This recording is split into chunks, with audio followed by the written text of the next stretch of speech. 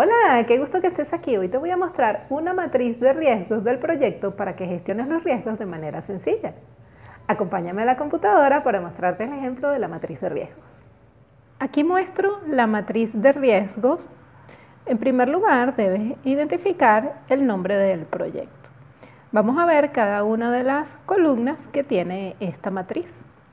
Esta matriz la puedes utilizar en las reuniones de identificación y de seguimiento de los riesgos.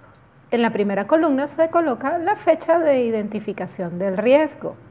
Luego se debe colocar un título o nombre del riesgo. Supongamos retrasos en la importación de los equipos. También se puede colocar una descripción para ampliar lo que significa el riesgo si es requerido. Igualmente debes indicar quién es el propietario del riesgo, supongamos el gerente de compras. Luego se debe indicar en qué estado se encuentra el riesgo. Aquí tenemos dos estados, identificado y mitigado. Como estamos identificando el riesgo, lo vamos a colocar en identificado. Seguidamente se debe indicar cuál es la categoría del riesgo. En este caso, ten en cuenta que los proyectos tienen riesgos intrínsecos a la naturaleza del proyecto, pero también pueden haber riesgos que afecten al proyecto que están relacionados con la empresa, con la cultura de la empresa, con la forma como realiza los procesos, con su dinámica organizacional.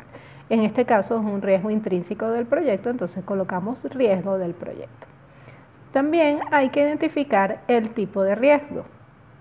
En este caso, como tenemos retraso de la importación de los equipos derivado de situaciones relacionadas con los procesos de importación y de dependencias externas relacionadas con la importación de los equipos, entonces vamos a poner que el tipo de riesgo es una dependencia externa. Luego hay que clasificar al riesgo. Los riesgos pueden ser tanto positivos como negativos, aunque existe una tendencia en pensar que los riesgos son negativos. No obstante, los riesgos pueden ser tanto positivos como negativos. En el caso de los riesgos positivos, pues se deben aprovechar porque representan oportunidades para el proyecto. En este caso es un riesgo negativo.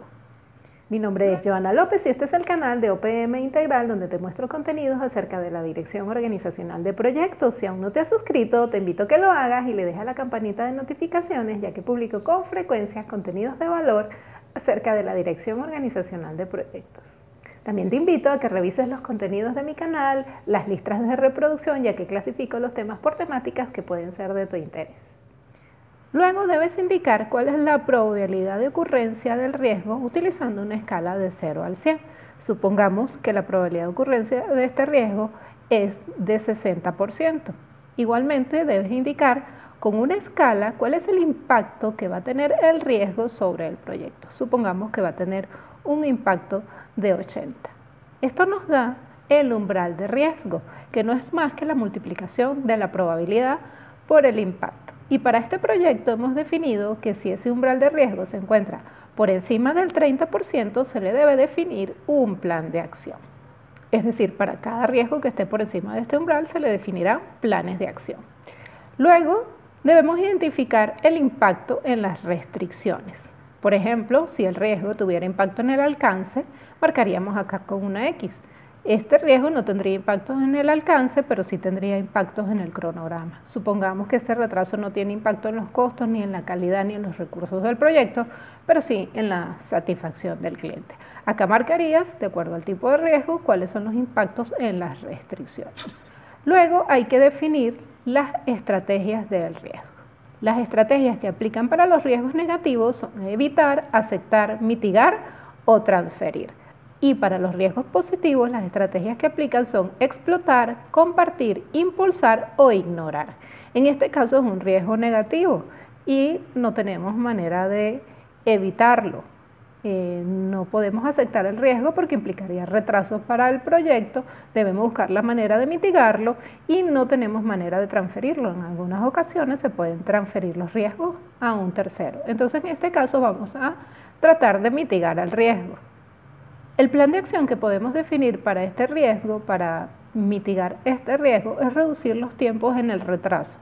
Y la importación o la adquisición de los equipos se iba a hacer y se iba a trasladar por barco.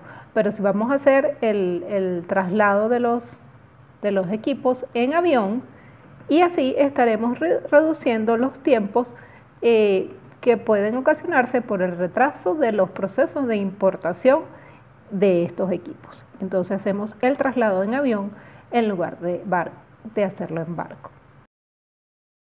Para el plan de acción hay que definir un responsable. Vamos a definir que sea un comprador, supongamos un comprador 2 de la organización, el que tendría la responsabilidad de llevar a cabo este plan de acción. Luego debemos indicar para este plan de acción cuál es la fecha de inicio y cuál es la fecha de ejecución. Y finalmente debemos indicar cuál es el estatus del plan de acción.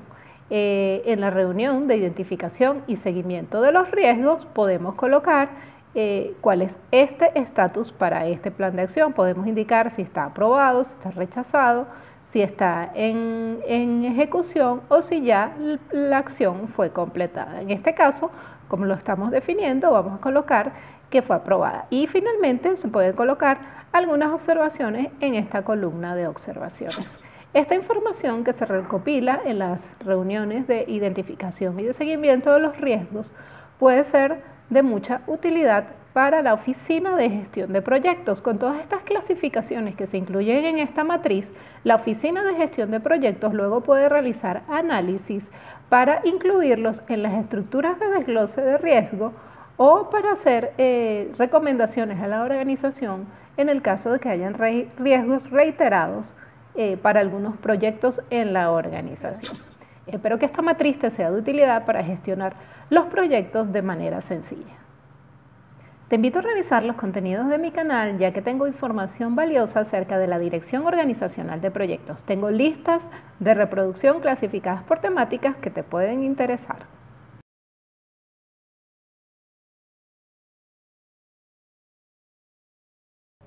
Si te gustó este video, apóyame con un like, déjame un comentario o compártelo con alguien que pueda interesarle. Si aún no te has suscrito, te invito a que lo hagas y le des a la campanita de notificaciones para que no te pierdas ninguno de mis videos, ya que publico con frecuencia contenido de valor acerca de la dirección organizacional de proyectos. Nos vemos en el siguiente video.